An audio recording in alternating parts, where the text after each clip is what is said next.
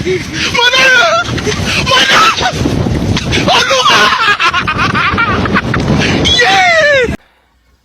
aku Muhammad Hisham Sumara. Aku dari IPB University angkatan 60.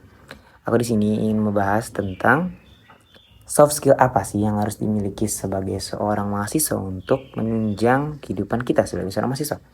Aku di sini mungkin nggak begitu banyak ya. Aku di sini cuma punya dua hal atau dua soft skill yang harus dimiliki sebagai menurut aku sebagai seorang mahasiswa. Yang pertama itu ada yang namanya time management atau manajemen waktu. Kenapa kita harus punya skill atau soft skill ini? Karena aku sebagai seorang mahasiswa baru, aku masih beradaptasi dengan kehidupan mahasiswa yang sebenarnya padat, tapi bebas. Kita harus menentukan, tapi kita bebas untuk menentukan arah dan tujuan hidup kita. Jadi kalau misalnya kita tidak mengatur waktu dengan baik, bisa saja kita itu malah kehilangan arah dan ya kita kemana-mana, pikiran kemana, terus kita ada di sini, kita tidak memiliki tujuan jadinya. Nah begitu cara cara kita meningkatkan soft skill tersebut itu yang pertama bisa dengan kita membuat skala prioritas. Jadi kalian membuat suatu skala prioritas yang di dalamnya itu berisi apa saja sih yang harus dilakukan, hal penting apa yang harus dilakukan pertama kali atau di atas semuanya, hal penting prioritas utama kita. Yang kedua, hal apa yang bisa kita lakukan di bawah sehabis kita melakukan prioritas yang pertama.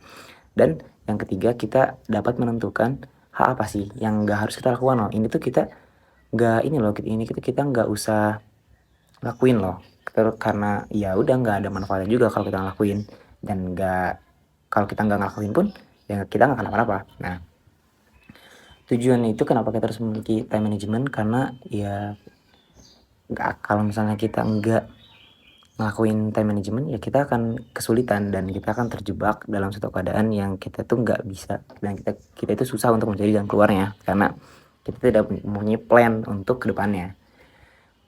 Begitu. Yang kedua itu communication skill atau berkomunikasi. Kenapa skill ini sangat penting? Nih, coba bayangkan, kalian kenalan aja, kalian tuh butuh berkomunikasi.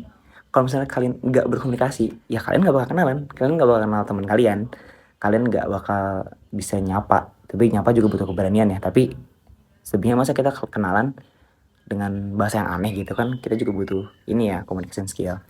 Dan kalau kalian ingin mempunyai relasi, atau kalian ingin bekerja kelompok, atau kalian ingin menjadi seorang pemimpin, leadership ataupun ingin menjadi seorang influencer, kalian itu butuh yang namanya skill komunikasi. Kenapa?